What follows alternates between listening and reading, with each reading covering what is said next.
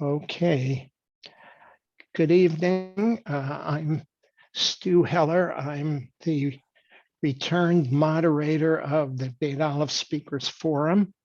No doubt that I'm no match for the good looks of Melissa Anderson, who's been covering the Speakers Forum while I was away gallivanting around Spain with the rabbi and some other members.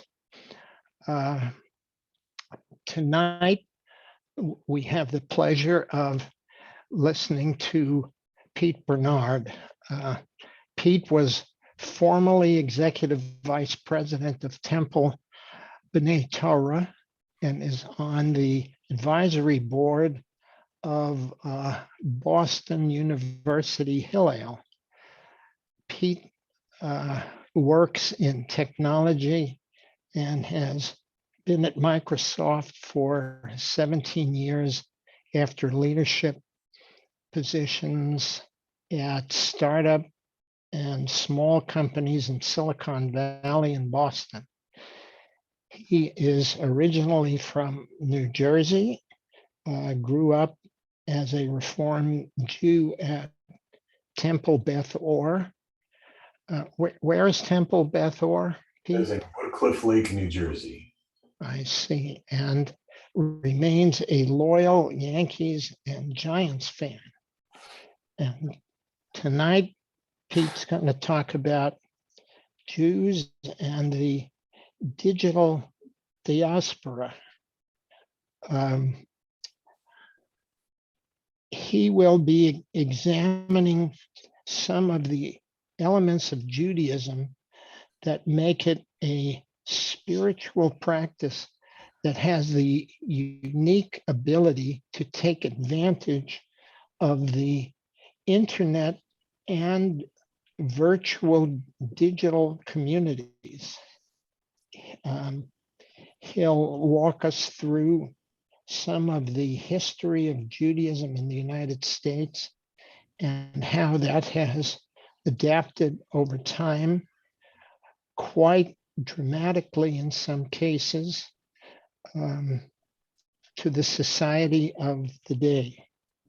Pete will discuss what this could mean moving forward, how digital transformation and Jewish transformation can intersect, with some hands-on examples and a discussion of security. As part of his talk, because I twisted his arm, Pete will discuss the Bet Alef BAHIR program and provide information on the Bet Alef Google group, new smartphone app, and other sources of Bet Alef content and how to access and use them. And by the way, Pete is on the Bet Alef board, and that's one of the things we owe him a great debt of gratitude.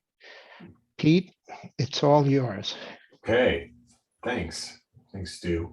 It's kind of, as you were reading that, I was thinking that's a really ambitious agenda. I should probably dial it down a little bit. Well, you wrote it, so I hope it's good. Like, oh man, now I got to do all that stuff.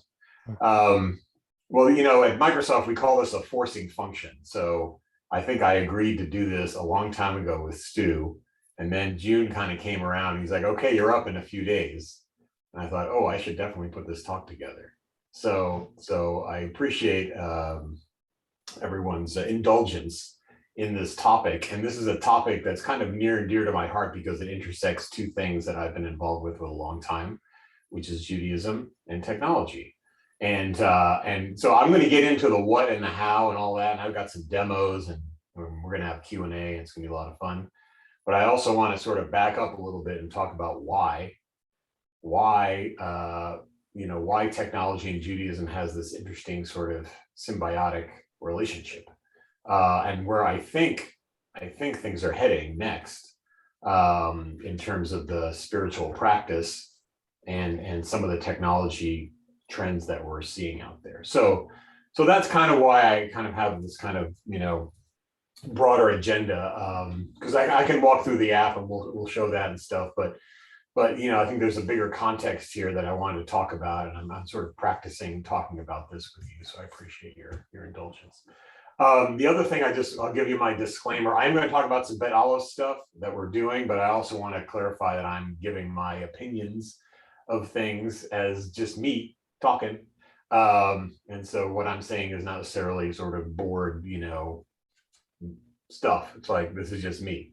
But I will talk about some Bet Alef stuff later. So just to clarify, and it's quite possible that I am wrong about a lot of the stuff I'm going to talk about. So I will also put that disclaimer out there. I think I'm right, but you never know. And if anyone out there has some new information for me that will help me learn more about what I'm talking about, I'm all ears. So I think that, you know, what's interesting about this topic is that in as much as technology has unfortunately amplified a lot of voices of hate and anti-Semitism, which if you have not already seen the series from Rabbi Olivier, I strongly encourage that, which is on our website. But in as much as it's done that, it's also really kind of democratized and it's transforming a lot of the spiritual practice that is Judaism. And that's interesting. It's really a double-edged sword, literally, in terms of the technology and what it's doing with our culture and our religion, right? And so one of the interesting things, and I should have brought my props with me, but I did not, is that, you know, there's been a lot written about Judaism and also kind of this topic. There's a book I found, and I was looking on my shelf the other night, and it's called Talmud and the Internet. And Kate's, okay, she's shaking her head. Interestingly, written by a gentleman, last name is Rosen. Interesting, it was written in 2000. So it was written 22 years ago, a book about the internet. And just let me use that as a springboard to give you a little background on me and the internet. I got introduced to the internet in, you know, well, I got introduced to computers in like the late 70s when I was a teenager, with a pet Commodore PC or computer. And, you know, that turned into a bunch of different computers and got into online things in the 80s. And I created my first web page in probably the early 90s, like 1993.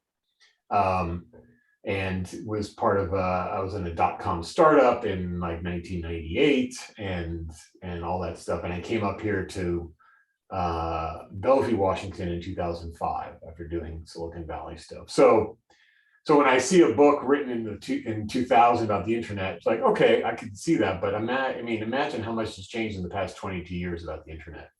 So for someone to write that book then, I thought it was like, that's pretty ambitious. And it's an interesting book. You know, it's probably more about the Talmud than the internet, to be honest with you. If you really want to learn about the internet and the history of the internet, I would suggest a book called Where the Wizards Stay Up Late.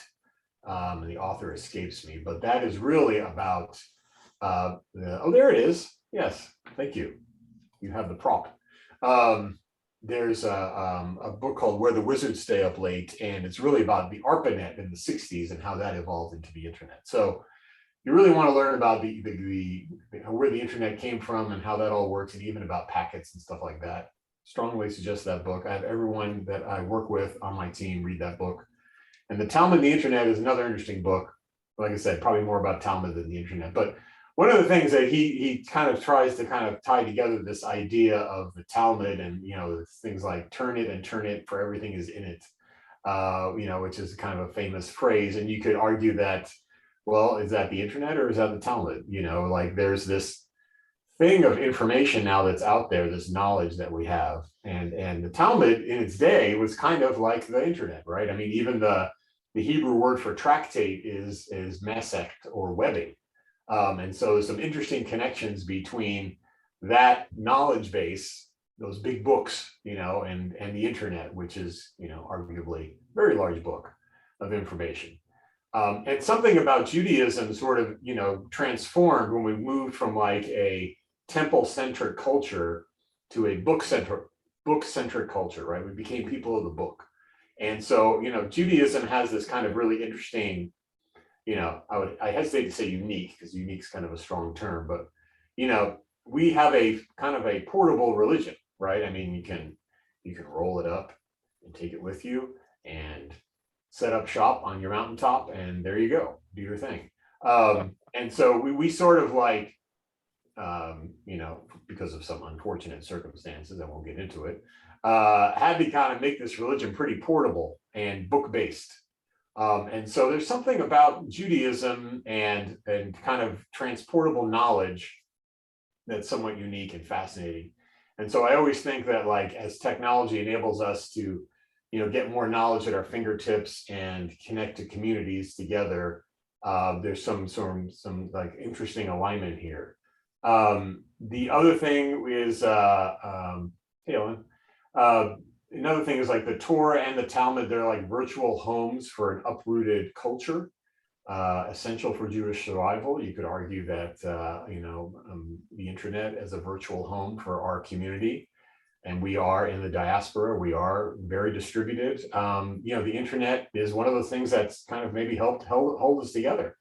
And maybe will hold us together even more and help us, grow and learn together as we move forward. Some other things that we talked about, where else but in the middle of a diaspora do you need a homepage? That was an interesting quote out of that book that I thought was interesting too. So it's an interesting book. You should take a look at it. It's a quick read. I think Kate held it up. It's like not too thick. But I thought that was interesting. So that's kind of like one pillar of my thinking, is like, I think there's something about Judaism and our kind of book-based culture and learning that's, makes it sort of uniquely set up to leverage technology and the internet. The other thing that's really interesting, and I started studying this when I got involved in temples, and actually my dad was on the board of Temple Beth Or back in Wolcott Lake, New Jersey. And that's probably where I first got involved in temples and temple stuff. But one of the things I started reading years ago is sort of the history of Judaism in the United States and sort of how that's evolved. So if you've ever read, there's a great scholar, Jonathan Sarna. And if you've ever read books from him, he has a book called American Judaism, highly recommended. I should have had that prop with me too. That's a thick book. But, and I think he's still at Brandeis. I think he's a professor at Brandeis still. But he goes through this really interesting analysis. There's another book called Shul with a Pool, which is a really interesting book about the history of synagogues in the United States and how they've evolved. If you ever look at, what's that show, Mrs. Maisel, that show Mrs. Maisel? That's like kind of the Shul with the Pool era, right? Where the synagogue was the center of our kind of cultural existence, right? I mean, the synagogue was everything, including some synagogues, I guess, had pools, apparently. But what's interesting about what Sarna talks about is how Judaism in America really kind of has its own path. It was actually a very people-powered, congregationally powered spiritual practice up until probably the mid-1800s. And so from like really kind of the 1600s to the 1800s, where you get from like New Amsterdam and some of the Sephardic Jews that landed there, I think 5 or 6 of them.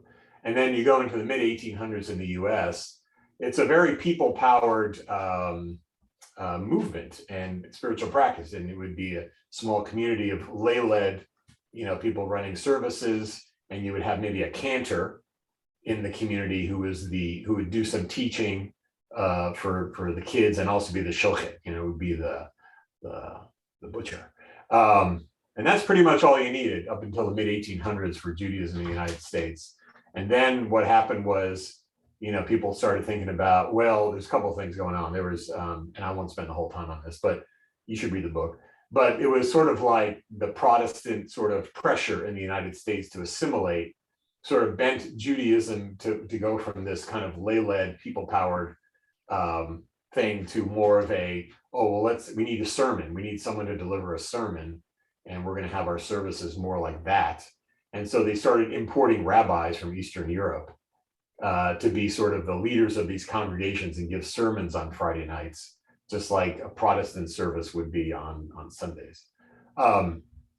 And so Judaism kind of evolved in that direction as well. So I guess my meta point here is that Judaism in the United States is kind of uniquely positioned to evolve to something new and to something, the next thing. And there's been a history now in the United States of Judaism, changing shape and adapting to the culture of the times. And so I think we're in sort of an interesting inflection point with technology and Judaism in the United States. I mean, I can't speak for other places, but maybe. But I think something about this intersection where Judaism has sort of a certain freedom to, I don't want to say be reinvented, but to evolve in this American culture, which is kind of unique. So I think you combine that pillar with this other pillar of the book-based culture, and I think we're in a really unique position and opportunity to sort of find that interesting intersection of Jewish transformation and digital transformation. And so that's the why for me as to why this is an interesting topic, as opposed to just kind of, I'll show you the app. But that's kind of interesting. And I don't think we're done. I think we're just at the beginning of this journey. And I think we've probably got, decades ahead of us to figure out how do we best leverage this. One of the exciting things I think about Bet Alef, not to give a pitch about Bet Alef, but is that we are a very kind of progressive, forward-thinking community, thinking about Judaism at a very spiritual level and thinking about, like, we're not afraid to sort of, bend the rules a little bit and kind of do some new things. And, we're not part of the URJ and we're not part of this and part of that. We're kind of our own thing. And I think that's fascinating as well, because I think that's what American Judaism is all about. It's about innovation and thinking about, what's the right way to feel about Judaism and practice it for the people that are part of that community. So anyway, so that's actually I've been on the board for about a year. And one of the things that was interesting to me about being on the board was all of those factors coming together. That this is kind of a really special place and kind of an interesting time. One of the interesting things too, as you probably know, and I was talking to the rabbi about this recently, is we are all, for better or worse, a little more practiced at all this digital stuff now than we were 2 years ago. And I know, like at Microsoft, we say that the past 2 years has been like 10 years worth of acceleration of all of our digital plans in the past 2 years, because we had to, right? I mean, we had to now think about, we're on Zoom, right? And we are streaming and we are doing all this stuff. And so everything is sort of accelerated in the past 2 years because of the pandemic, probably a decade's worth of innovation with internet and connected communities. So now you add that into the mix as well, right? So now that kind of the pump has been primed to really think about how we can use technology and Judaism and connected communities to do something really interesting. Now, there is, and I'll spend a little bit of time on this. I actually had a conversation, so a part of this BU Hillel thing that I'm on, and this gentleman named Mitch Silber, who runs a lot of the kind of security for the Jewish Federation in the New York area. And he does a lot of analysis of what's happening with anti-Semitism online and a lot of the, unfortunate sort of dark web action happening against Jews. And so this is kind of, like I said, I just talked about one side of the sword. This is the double-edged side of the sword. Unfortunately, there's been a real increase, as you know, in anti-Semitism in general, but anti-Semitism online has been kind of almost epidemic. And if you look at the growth, there's a report from the ADL. They did one 2021 online hate and harassment. Basically, 36% of Jewish respondents said they experienced some form of online harassment. So that's a lot. If you think about it, I mean, we don't have too many people here, but 2 or 3 of us at least have experienced online harassment, maybe more in this group, unfortunately. And because it's easy in an anonymized internet culture to hate people, unfortunately. And so we have to think about, as we're building out these platforms and these programs, how do we make sure that we're cognizant of that we're not inviting folks that may want to do harm to us, virtually, or harass us. How do we create speed bumps and security systems to sort of do the best we can? Any kind of digital security plan is usually, like they call it, the Swiss cheese approach, right? You take layers of Swiss cheese on top of each other, and eventually you cover all the holes. So there's no one piece of cheese that's gonna work. Although there is cheese that is solid, but there is this kind of overlap thing that we're going to try to do to make sure that we stay safe and try to create enough speed bumps for the trolls, basically, so that they will not be able to inflict too much of a hassle. But it is a reality, and anytime you think about any of this stuff, you got to think about security as well. So that's just kind of a factor. Let me just do a little time check. 7:24. Okay, good. So that's all that. Let me take a little pause, and I'm going to take a little drink of iced tea and see if there's any questions. Okay, good. Okay, got through that part. So that's the backstory. So where do we go from here? So one of the things that we did 6 months ago or so, Stu, I'm not sure. We sent out a survey, and we wanted to get some feedback on this idea of kind of how do you deepen our connection to Judaism through some of this investments in BAHIR, the Bet Alef Holistic Integrated Resource Initiative, and I think Shelley came up with that name. And one of the things that people said to us was, we got a lot of feedback saying, oh, is there going to be training, and how am I going to learn about it? And, very common reaction. I think, Kate, you probably have the same reaction anytime someone says digital, whatever. And I was like, oh, if we have to do training and stuff, then we're probably not doing this right. So that's kind of like something we started to think about as a group. It's like, how do we do things? Like, how can we make this so dead simple? Like, everything we do around BAHIR and anything online should make things easier. And if it's not making it easier, then we shouldn't do it. And so one of the things we tried to do was think about, I'm not sure where this idea came from, but, I think we're all on our phones all the time, for better or worse, won't pass judgment. But we're all on our phones. And so we said, well, what if we could put Bet Alef in your pocket on the phone itself? And would that make it super easy for people to just access the content they need? Oh, the other thing that happened too was I went to a pre-neg. I don't know if you've been to the pre-neg, so that before Shabbat services, we get online and there's like a little schmoozing going on, a little virtual schmoozing. And I hosted one of those. And I think this is after we got the survey back about the tech feedback. And probably I got, everyone asked me questions about what link do I click to watch the service? Do I go to YouTube? Is it Facebook? Is it Vimeo? Is it Ping? Where am I? And I thought, oh, that's not good. So, clearly there were some sort of pent up issues around access and fear of access, or fear of this kind of stuff. So we worked on this thing called an app. Actually, so before I do the demo, let me show you a picture here. The other thing we started to think about was like, what does this whole kind of digital platform thing kind of feel like and look like? Let me share the screen here.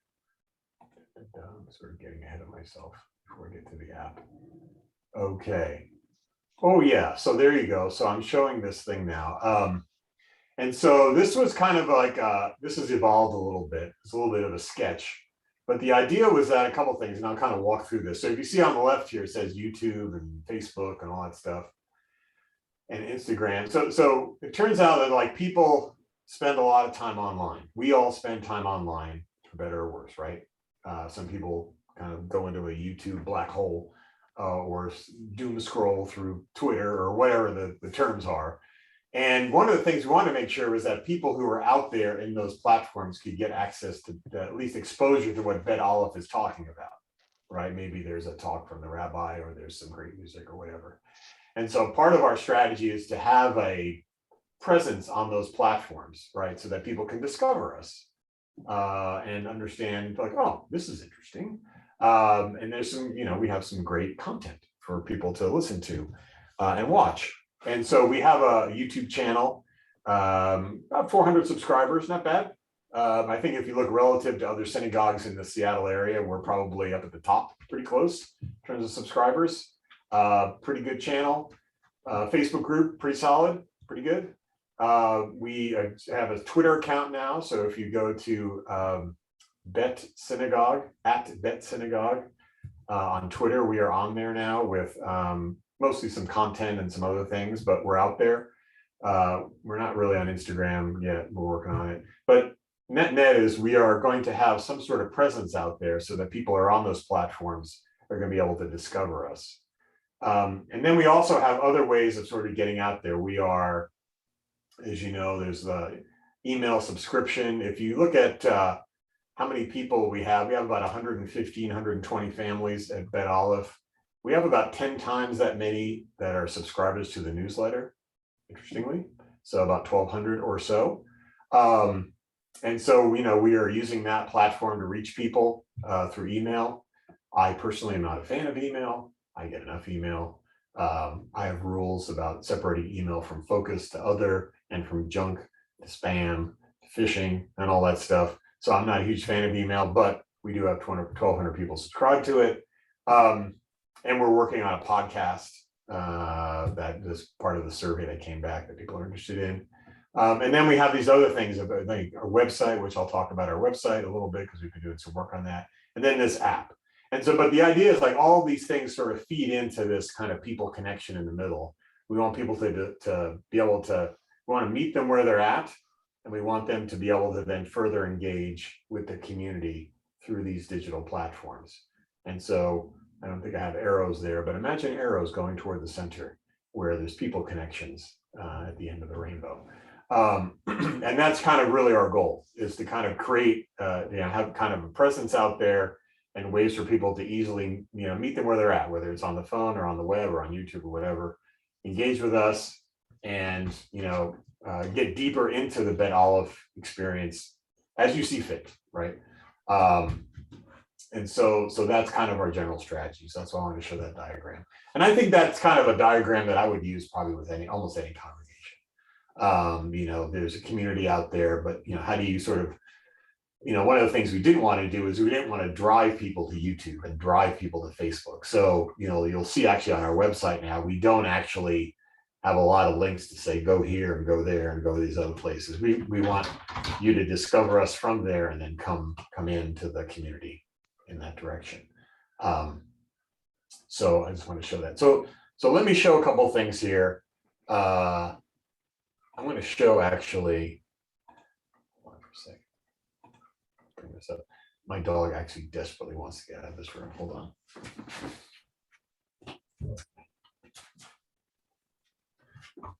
So we'll want to come in about 5 minutes, so that's fine. Let me show you something here. Let's see. New share. Okay. How's this look? Okay. This is the website. Hopefully you've seen this before. But one of the things we did actually, Melissa, it's too bad she's not on tonight. She did a ton of work on this thing.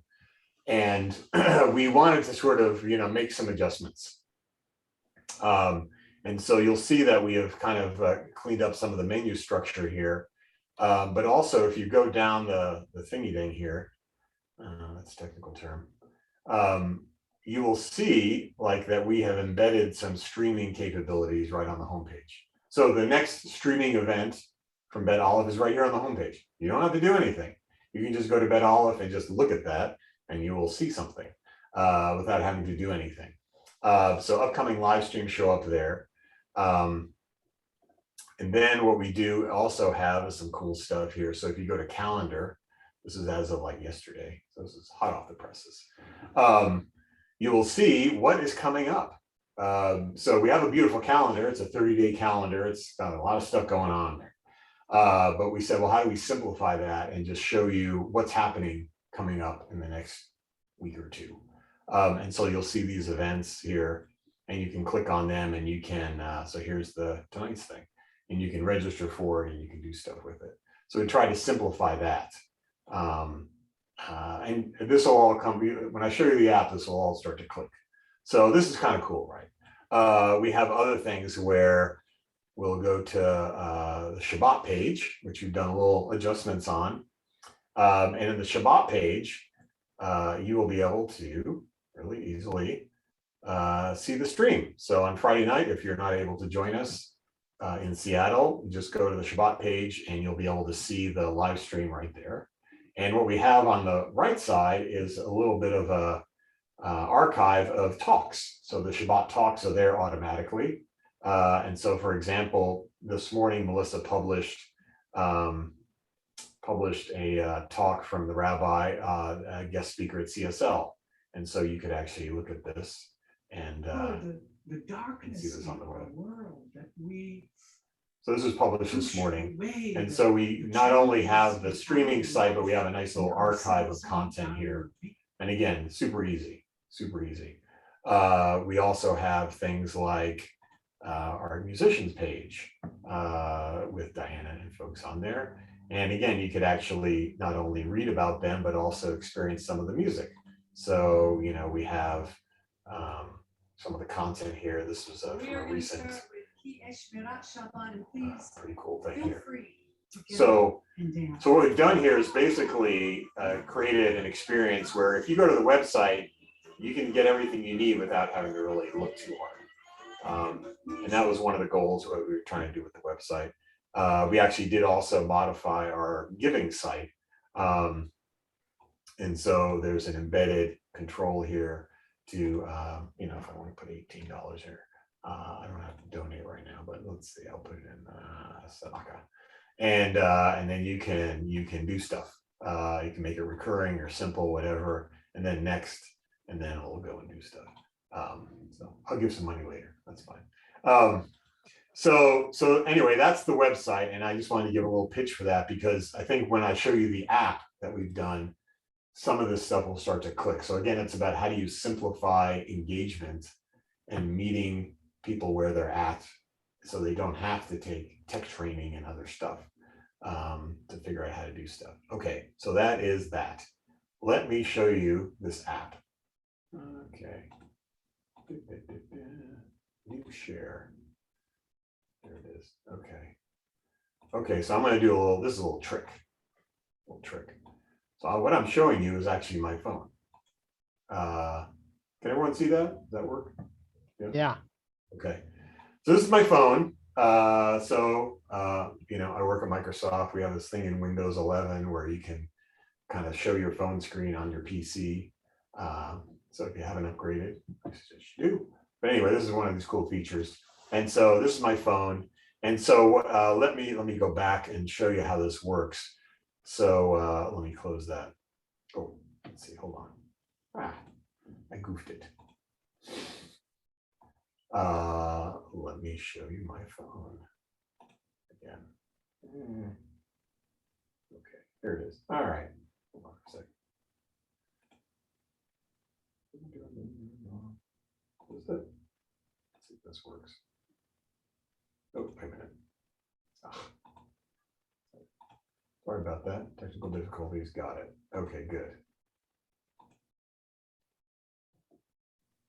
There we go. Is it working? Oh, screen sharing has failed to start.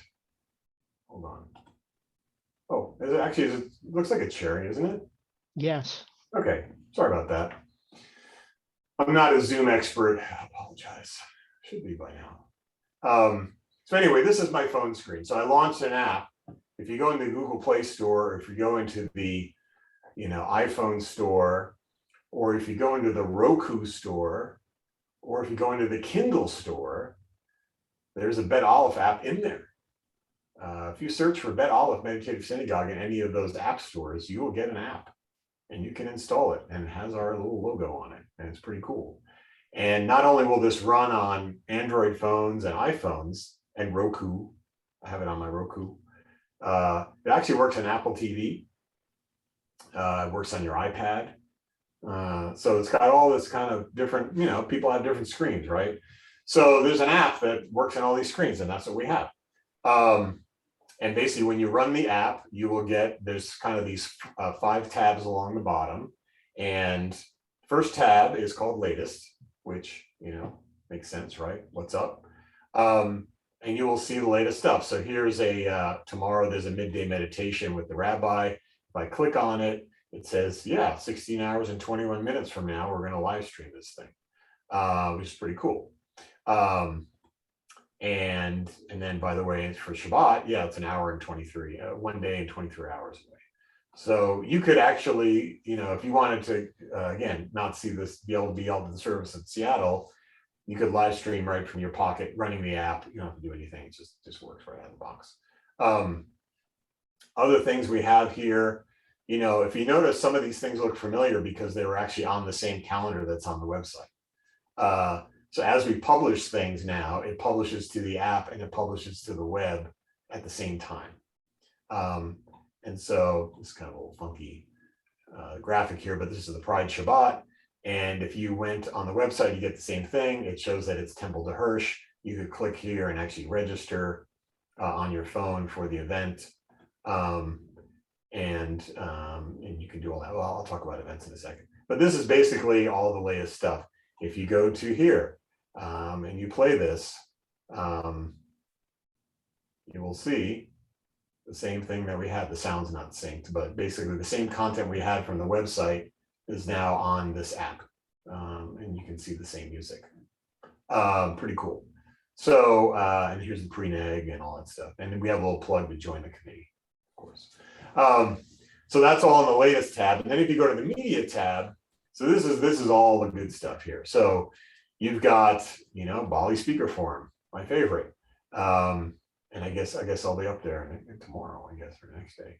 But these are all the talks from the BALI forum that you could watch if you'd like. What's also cool about it is if you watch it, you can also put it in audio only mode. So if you're in your car and you want to listen, you can do that. And you'll just get the audio in there, and you can listen to it like a podcast, which is pretty cool. The other cool thing you can do when you're in the app, and this is kind of an interesting thing, is you can actually share this content. And so maybe I want to share this on Twitter, on my social network, because I think this is a really cool speech, a really cool talk. I can share it on Instagram. I can share it as a member of the congregation. I can share content now that I love at Bet Alef with my community, and you get now these kind of interesting network effects from that. You can also take notes about it, and you could download it for viewing on the airplane if you wanted to, and you can also obviously support us financially. So this is pretty cool on the media stuff. And in fact, I mentioned the anti-Semite course. You can look at all of it here. And it's a fantastic way of catching up on some things. And, if you got a long drive ahead of you, it's good to listen to. So this is pretty cool. And again, this is the same stuff as we publish it here. It goes to the website at the same time, which is pretty fascinating. And so let me talk a little bit also before I get to the next tab. Well, actually, I'll just show you the next tab. This should look familiar. This is the exact same code that's on our website. So again, make it really easy for people to support us and do that there. Before I go to the next tab, I'm going to show you something up at the top here. And this is a new thing that we're trying out around messaging. So we also are able to provide sort of private messaging groups within the community. We have the Google groups. Stu mentioned the Google group. I should say Google group, singular. And it's kind of a big email thing and a lot of great stuff in there. But maybe you want to have a conversation more specific for a specific group, and like the book club. And so we're working with Barry to have book club conversations in this. And so if we go in here, it shows people that have joined. There's me just testing to see if it's on. It's on. And so we can have Bet Alef community conversations of different topics in this app, which is pretty cool. There is a way to do it on the web as well, but really it's for the app. And so think of it as kind of a private messaging area for different groups. So that's pretty cool. And we'll add more groups there. I think here's one for ONIG volunteers that we just started. So for people that want to help organize ONIG Shabbat, and Melissa's the manager, I could join that group and then say, I'll bring the challah or whatever. I don't have the challah, but whatever. So that's kind of cool. Is how do you think about messaging and communication inside of a closed community? And by the way, we talked about security and other things. This is actually a much more secure way of doing private messaging than different groups. Like, for example, and unfortunately, the situation is that if you go to our website, you could sign up for our newsletter. Okay, it's kind of open out there. So we have 1,200 people that signed up for the newsletter. We don't know everybody that signed up for the newsletter. We don't know everyone who's downloading the app, but we can restrict these groups to people that we know or have registered or we've vetted, so we can have safer spaces for conversations than kind of the wide open internet. And so we're kind of experimenting with that. Another thing I mentioned, that the events again should look exactly like the website, because it is exactly the same code as the website. And so you can see it all there, which is pretty cool. And then we have a little about thing. The logo looks right on my phone, but not on here. But you can see, for example, a physical map of where we're located. And you can get to the full website from here. We have a little connect thing. So if you want to, I think it's bringing up a little, it's doing something funny. But you can connect and send in your name and say, like, support information, stuff like that. So that's pretty cool. So that is the app. And if you have not downloaded it, I encourage you to do so. Now let me show you some interesting stuff on the back end. Just a little time check. Check. By the way, let me pause for a second. Any questions from tonight's attendees? Let me show you something else. It's cool. I think it's cool. Maybe it's a little geeky. Okay, let me show you a new thing. All right. So this is kind of like the back end of our new system. And so I can go into this home page and I can see, here's the most recent item that was published, that Rabbi Olivier talk that was published this morning. It's gotten 9 plays. I can go in there and I can see, how many plays it's had, how many are Android, how many are iOS, and how many are through the web, which is kind of cool. But these other analytics are really interesting, because I can look at how many app downloads do we have. I can look at it by platform. So for example, we have, if we go to that, let's just double click on it. Yeah, so app downloads by platform. So far in June, we've had 34 downloads, about halfway done. In May, we had 63 downloads. So we are a little ahead of schedule for May, which is good. But so for example, in May, you can see we had, 5 Rokus and 2 Apple TVs and Android. It's interesting. We can even look at it by day and see, you can see where some of the spikes are. Typically the spikes are around Shabbat. So we get more downloads for Shabbat. Now, we have not actually officially launched this app, right? So we've talked about it a little bit internally, but at the annual meeting, we'll officially launch it. We'll actually change some stuff on our webpage, and then we should see another spike of downloads. But it's a pretty cool way of looking at the downloads. The other thing we can do here, let's do this. We can look at how many times people have actually launched the app. So now that we've downloaded it, we've had 756 launches of the app.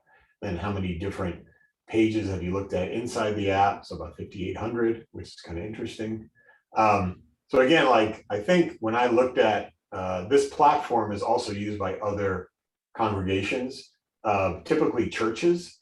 We're actually, I wouldn't say the only one, but one of the very few Jewish organizations that are using this platform. And when I look at other churches, they have a couple of hundred downloads or so. So I think we're in pretty good shape with 161 downloads with officially launching it, not bad.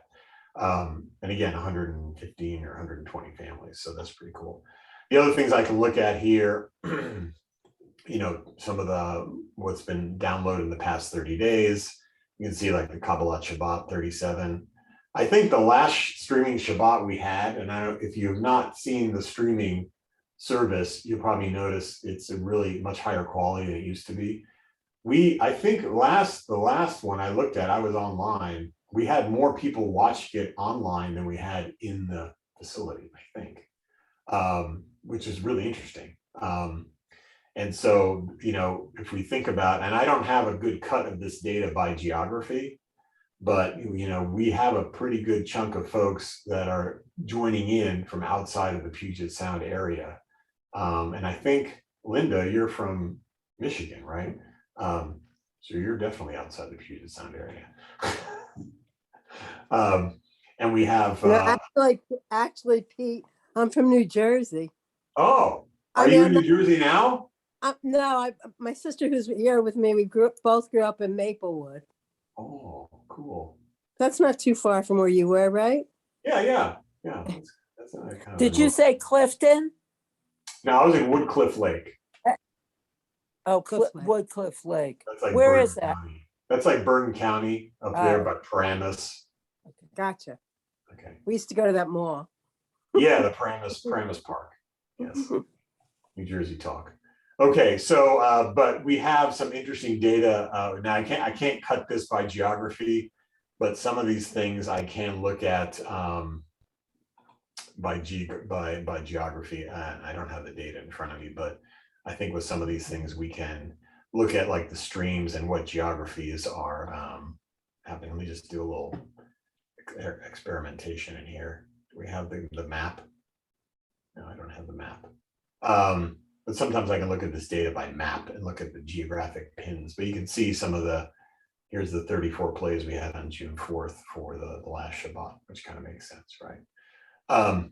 So this is kind of a cool platform that's kind of behind the app and behind the website.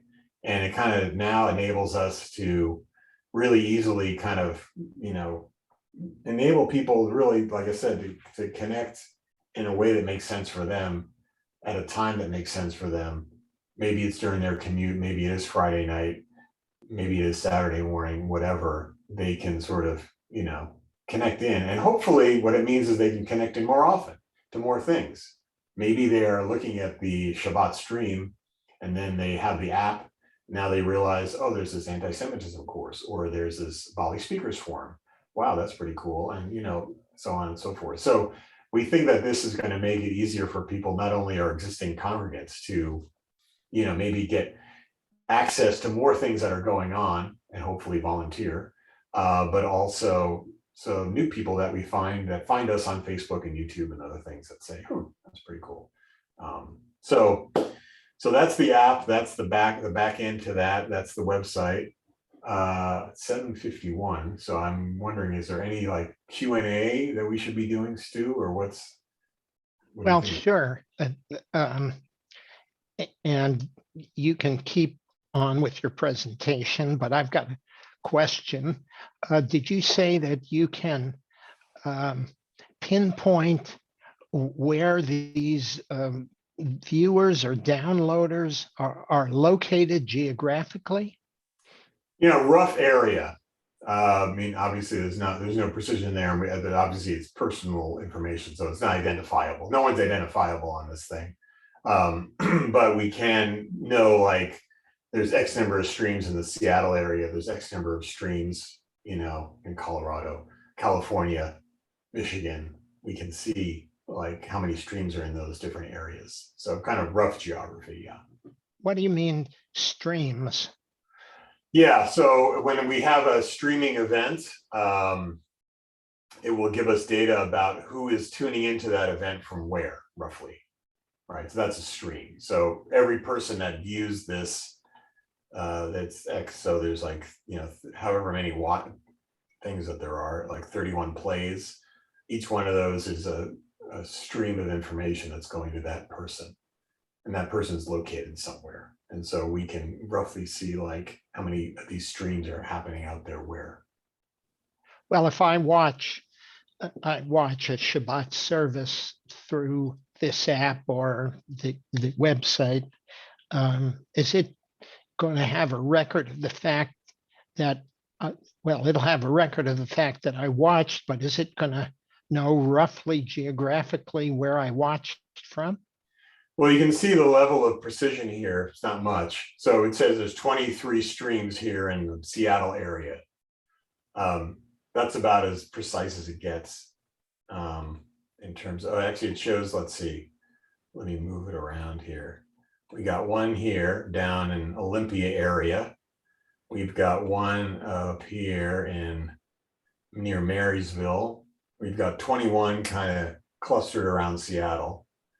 So it's kind of interesting. And, you know, and ideally what we're going to see is folks that are in other parts. Now, in this case, they're all in the Seattle area. But some of the other streams I've seen have been a little more distributed. So it's interesting. It's interesting. I'm not sure what we would do with that. Like, it's just interesting to see, you know, the engagement for folks outside of this physical area versus inside the physical area. Yeah, another question, Pete, if I may. In our newsletter on this app, we have on the event calendar our membership meeting. Now, does that mean that anybody who sees that is going to be able to tune into that meeting? No, the only way that would happen is if we put the Zoom link out in the open. So, which we wouldn't do unless it was a public event. So there's really kind of three or four types of events. One event is completely public event, like Shabbat, where, you know, you go on there and you watch it, and the more the merrier. Then there's another type of event where there's some sort of level of registration. Still open to the public, but it's for registration, and we put a little speed bump in there to, you know, vet the folks a little bit. Then there's another level of event that's a paid for event, right? And so we have those, and maybe for members there's a discount on that. And then there's a community member only event, like the annual meeting, where there's voting going on, and that's a closed event. So, you know, we have different strategies for different types of events so that we make sure that we're, you know, getting the engagement we want. We want to be as inclusive as possible, but we also want to make sure there's certain, you know, speed bumps or gates depending on what type of event it is. Wow. Okay, one last question. This looks like it takes a lot of constant updating and skill to keep this thing fresh and functional. And how are we doing that? Yeah, good question. So I didn't even talk about that, but, you know, one of the things that was one of our design criteria, just like with any nonprofit, right? I mean, we have limited budget and limited resources. So you have to build things that have low operating costs. If you put together some sort of system like you're suggesting that requires a lot of work, it's not gonna happen because we don't have the staff. You know, we don't have the money. None of these religious organizations or nonprofits would have that. So a couple of things that we've done to make it super simple. I mentioned before, like, we have a system here where once you put a piece of content in, it shows up on the app and the web at the same time. And actually so that saves a lot of time. For the live streaming events, once we've set this up once, and then it basically is automatically, it happens automatically. There's nothing we need to do. So basically, you turn the camera on at CSL, it gets streamed to the app, it gets streamed to the web, it actually gets streamed to YouTube and Facebook automatically. There's nothing that needs to be done. And then it's automatically archived here so that you could watch it later as well. And so most of it doesn't have to do anything for that. So any of the streaming things that we have, there's kind of set it and forget it on the content. And then the only thing we have to do is if we want to upload content into here, you know, that you have to upload the content, but it doesn't take that much. And then, you know, it'll show up on the web and the app at the same time. So it's not too bad. Like, you know, there was a little bit of heavy lifting initially. We had to get all the anti-Semite classes up there. So that was, you know, spend an hour or so doing that for some of the archive stuff. But for all the streaming stuff, it's pretty automated. And even for things like, if I look at, let's see here, the newsletter. So the newsletter is pretty easy because all these are links to the newsletter that we already publish. That doesn't show it. I showed it on the app. That would be a little easier to show. Let me see. Oh, let me share this. So in that case, all we're doing is actually just sharing or pointing to the newsletter that we've already published. So if I go here to media, you guys can see that. I'll go to newsletter and I'll say, yeah, let's look at the newsletter. So click here to read. That actually opens up a browser, and it actually is the newsletter that you would read that we've already published somewhere else. So it's really not too bad. And we've been trying to measure, what it takes to keep this thing up to date. And so far it seems to be pretty reasonable. Good question though.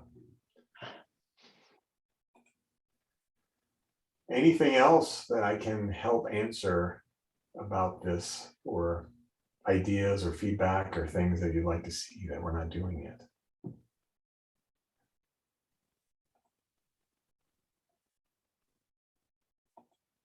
Good. Well, I think we're at about time. I see 8 o'clock. So I feel like I filled the hour. Can I just say, can you hear me? Yes. This is, yeah, I just wanted to tell you, I think I say this a million times whenever I talk to someone from Bet Alef, but, being from Michigan, and certainly because of the pandemic, well, I wouldn't even know about Bet Alef if it weren't for the pandemic and my sister, although I shouldn't mention them in the same sentence, I guess. But I just wanted to tell you how much gratitude that I have for everything that you've done. And just from the beginning of Zoom, and then it was Zoom till I was like sitting in my bed in my pajamas watching it on YouTube. And when I turned on my TV the other day and the Bet Alef symbol was there on my Roku, I just like freaked out. I'm like, that is really freaky. And I hit on it. I started listening to that the Rabbi Olivier guest speaker thing, and it's amazing. And it's also allowed me to feel included in the community. And I just love you guys for it so much. Thank you. Appreciate that. It's good to hear that. Yeah, and like I said, I think there's a lot of folks out there that can benefit from the stuff that we're doing. And one of the things I didn't mention that I'm really excited about, I mentioned back in the first 200 years of Judaism in America, it was a very people-powered community, right? And one of these things, I think any of these initiatives that we have around digital stuff, it's a people-powered effort, right? It's not a staff-powered effort or rabbi-powered effort. And certainly we need their support, but really it's about the people, participating in it and leaning in. And we've had, folks volunteering with the BAHIR committee and doing other things. And we're going to have more and more people, doing stuff, volunteering and learning new skills. We're all going to learn more about digital platforms, and it's going to be a lot of fun. And so I'm really looking forward to having more folks from the congregation sort of lean in on some of this stuff and participate too. So, but I appreciate that feedback. Pete, Yes. this is Ellen Lyons, Hi, Ellen. and I just sent you an email about getting my tutorial on Sunday. But what I wanted to say based on this presentation is I'm really excited about helping, because as a small business owner, I have to be able to, make videos and post them to my social media. And it's something that I've been I call it circling the fire. Mm. But now I'm feeling like a lot more confident and realizing that, yeah, this is going to be great. Cool. And yeah, no, looking forward to it. I think that when people are hesitant, everyone has to just remember that the computer isn't going to blow up, right? Not usually. Not usually. And, it's just another skill set that you Right. add to your skill bank. Right. Yeah, and you're right. So- And it's exciting. I know we have the other Linda Morris actually is our new Facebook poster. So she posts on Facebook for us, and she's learning about that. And we can learn about video editing and yeah, like you said, it's the tools these days are pretty sophisticated, and by sophisticated I mean like a lot easier than they used to be. If we had this conversation a few years ago about video editing, it'd be like Adobe Premiere and all kinds of stuff. And you can do some pretty cool stuff these days with some simple stuff. Like you said, it's a skill set, it's something new to learn, and that's another exciting part of this whole thing. And that includes also like the analytics, because I've had to learn Google Analytics for my business. And one of the first things you learn when you put up a website is you have to get a Google Analytics account. Otherwise, you have no legitimacy on the internet, and you're not going to get any of this information tracked. Yeah, no, And it's it can be- interesting. Yeah, and actually, Melissa's not here, but I think she has a master's in data analytics. So she knows about this stuff. So I didn't show. Yeah, we have a Google Analytics page. We have YouTube Analytics, and every other month at the board meeting, I show all the data, and we look at how time on site, how many minutes or seconds and minutes people spend on the site, bounce rate. There's a few of these metrics that we can see, like, are things going in the right direction as we sort of adjust things. And so, yeah, everyone, like I said, is getting a little more educated on some of these tools and terms. Sometimes because of the business, or just because you need to do online banking, and so you got to learn how to do something. So that we're all sort of in the same boat there. Well, thank you for the useful and inspirational information. You're welcome. Anything else before we post this to the app? Was terrific. It was really very good. Thank you. Thank you. Appreciate it. Thanks for the opportunity. And Stu, thanks for the forcing function. That kind of required me to kind of get it together for this talk. So it was a lot of fun. Well, thanks, Pete, for doing that. If Pete didn't make it clear, if you've got any interest, please get in touch with Pete and help out on the BAHIR committee. The BALI Speakers Forum committee can always use some help, particularly on getting more people to be speakers.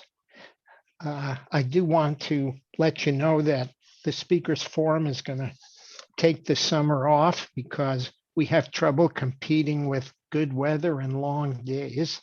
So, Good weather. Good weather's coming.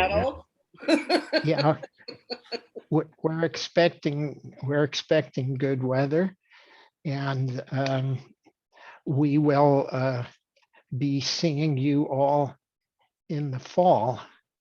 So I'm about to stop the recording. I'm going to invite all of you, if you wish, to hang around and schmooze.